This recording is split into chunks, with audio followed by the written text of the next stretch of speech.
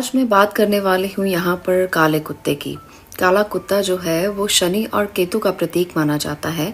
इन दो ग्रहों की शांति के लिए काले या सफ़ेद रंग के कुत्ते को भोजन करवाना हिंदू धर्म में बहुत ही महत्वपूर्ण माना गया है। काले कुत्ते को भैरव की सवारी भी माना जाता है। इसलिए अगर आपकी कुंडली में शनि का कोई दोष है, केतु ग्रह का कोई दोष है, तो अगर आप उसे ठीक करना चाहते हैं तो काले कुत्ते की सेवा करना बहुत ज़्यादा अच्छा रहता है। काले कुत्ते की सेवा करने से केतु ग्रह शांत होते हैं, शनि ग्रह शांत होते हैं। इसके साथ साथ काल भैरव भी इससे प्रसन्न होते हैं। एक काले कुत्ते को रोटी खिलाने से बहुत बड़ी बड़ी विपत्तियों को टाला जा सकता है। दूसरी बात, जहाँ भी काला कुत्ता होता है वहाँ पर नकारात्मकता नहीं रह सकती, क्योंकि हर काली चीज़ नकारात्मकता को अवशोषित कर लेती है और सकारात्मक ऊर्जा का प्रवाह उससे होने लगता है। तो इसलिए अगर आपके घर के आसपास भी काला कुत्ता आपको दिखाई देता है तो ये मानकर चलें कि वो आपके घर के आसपास के क्षेत्र से नकारात्मकता को दूर कर सकता है। इसलिए उसे कभी भी दुत्कारें नहीं, बल्कि आप उसे एक रोटी खिलाएं, आप उसकी सेवा करें, क्योंकि इससे आपके बहुत से ग्रह शांत हो सकते हैं और आपकी बहुत सी विपत्तियों का अंत हो सकता है।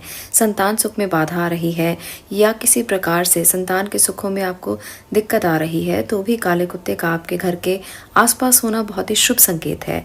इसलिए उसकी सेवा करें। उसको अगर दुत्कारेंगे तो वो सभी जो आपको सकारात्मक ऊर्जाएं मिलने वाली हैं वो नकारात्मक में बदल जाती है और किसी भी समय पर आपके ऊपर इसका प्रभाव नेगेटिव रूप से आपको देखने को मिल सकता है। अगर आपके घर के आसपास कोई भी काला कुत्ता है तो आपने अपने घर से एक रोटी जो रात के समय में बनाई गई हो उसे डालने से बहुत सारी चीज़ों में लाभ मिलने लगते हैं।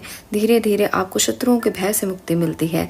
अगर आपका कोई गुप्त शत्रु है, अगर आपका कोई गुप्त ऐसा शत्रु है जो दिखाई नहीं देता और आपके पीछे षड्यंत्र रचता है, तो ऐसे शत्रुओं से भी आपको मुक्ति मिलती है। तो इसलिए आपको भी कुत्ते की सेवा ज़रूर करनी चाहिए।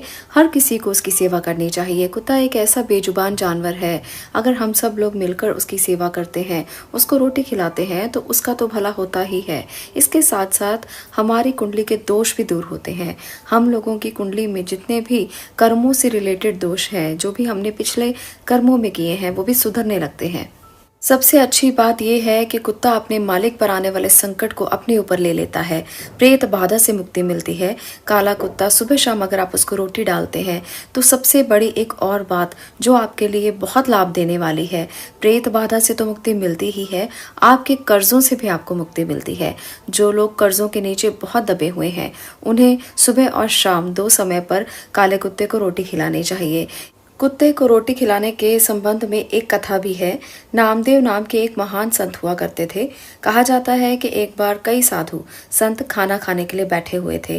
अचानक से एक काला कुत्ता आया और कुछ साधुओं के खाने में जूठन कर गया। उसके बाद साधु कुत्ते को बुरा भला कहने लगे। उसके बाद कुत्ता नामदेव संत के पास आया और उनकी एक रोटी उठाकर भाग गया। नामदेव संत बहुत महान संत थे, इसलिए उन्होंने एक घी की बरनी ली और कुत्ते के पीछे दौड़े और बोले, रुको भाई, अगर तुम्हें रोटी खानी ही है तो आओ, मैं तुम्हारी रोटी को चुपड़ देता हूँ। नामदेव की ये हरकत सुनकर बाकी सभी संत हंसने लगे। वो कुत्ता कोई सामान्य नहीं था, बल्कि भगवान का एक अंश था। उसके बाद वे अपने आकार में आ गया और बोला, तुम सही मायने में संत हो। बाकी सभी साधु संत ये देखकर बहुत अफसोस करने लगे कि उन्होंने भगवान को दुत्कार दिया। इस प्रकार से ये माना जाता है कि ईश्वर किसी भी रूप में, किसी भी संदर्भ में आपके पास आकर आपकी परीक्षा ले सकते हैं। इसलिए हमें किसी भी जानवर को दुत्कारना नहीं चाहिए।